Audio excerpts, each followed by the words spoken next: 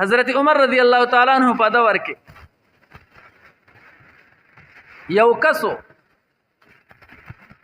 او د هغه یو جنې خوښه شو او هغه جنې سره ډیر زیات زړه لګېدل او عشق ور سره پیدا شو خو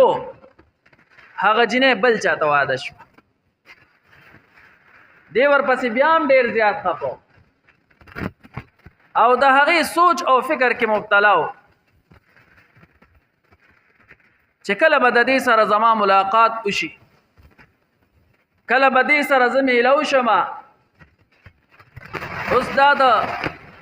بل کور ښځه ګرځېدلې ده نو ته داسې کار وکړو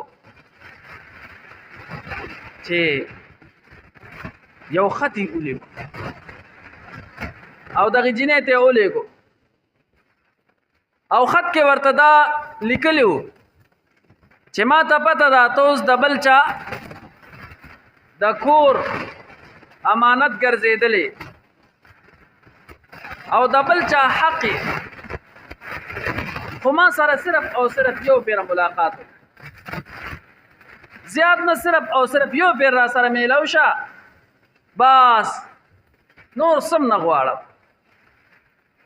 هغه زنانه هم دینداره وه هغې ورته خط ولیکو او په خط کې ورته ووی وایي داسې کار وکړه لاړ شه حضرت عمر رضی الله تعالی عنه امیر المؤمنین عمر فاروق رضی الله تعالی عنہ پسې څلوېښت ورځې لمونځ وکړه دا زما شرط دی نو کله چې تا څلوېښت ورځې لمونځ وکړو بیا به زما تا سره ملاقات وشي زما شرط لاول پوره کړه ته وایې چې ما سره ملاقات وکړه نو زه در سره ملاقات کومه خو زما شرط دی چې امیر المؤمنین پورې به څلوېښت ورځې لمونځ کوې د هغې نه بعد به زه تا سره ملاقات کوم 5 وخته لمونځ به په امیر المؤمنین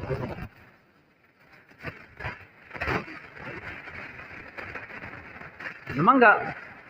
اکثر مزاج دا وي چې کله د آخرت خبره راشي او څوک راته څه خبره وکړي چې دا وکړه دا وکړه نو په هغې باندې دونه زر عمل نه کوي او چې کله راته دنیا میلاویږي او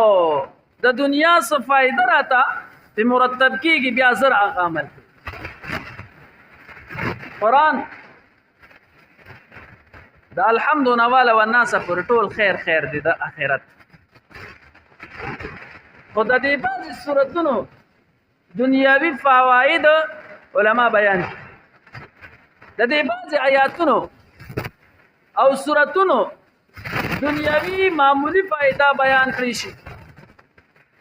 بیا نور قرآن نه وي او هغې صورتونو پورې خلک یې نښتي ولې دغه ورته نقد ښکاري وایي په دنیا کې راله فایده راکوي ورنه قرآن د الحمد نواله والناس پورې ټول خیر خیر ولې دا د انسان فطرت داسې ګرځېدلی دی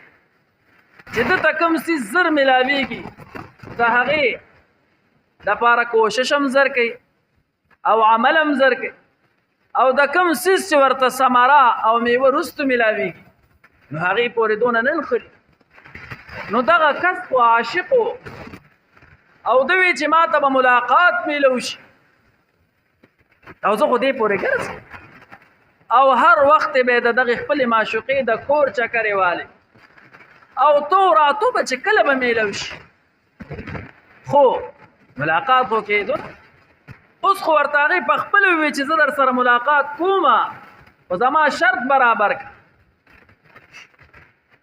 ده وی ټیک ته لاړو امیر المؤمنین عمر بن الخطاب رضی الله تعالی عنہ پورې لمونځ شروع او یو لمونځ نه قضا کوي هر لمونځ یې کوو د جمع سره چې کله وخت تېر شو 40 ورځې تېرې شوې نو دې جینۍ ورپسې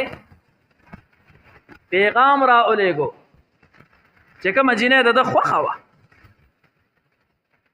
او ورته وی چې کو زما شرط تی پوره کړی وي نو زه تیار یم ملاقات ته تا سره ملاقات کوم. دغه کس ورپسې واپس پیغام راولېږو چې بس مخکې زما زړه کې ګندګي وه، زما زړه کې د ګناه خواهش و، د مونځ د برکته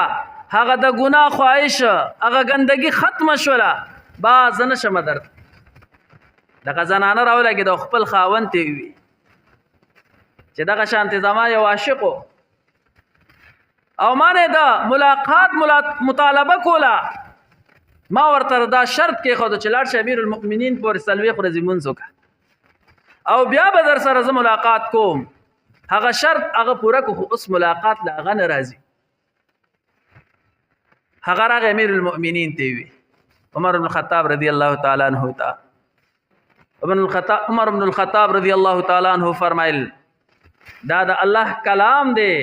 دا الله کلام دروغ نه وي. ان الصلاة تنهى عن الفحشاء والمنکر، چې مونځ د ناروا او د بې حیايي کارونو نه منې کول کوي، نو دا مونځ منې کو او الله رب ذوالجلال ورله په زړه کې خپل محبت واچو، خپل طرف ته راوبل.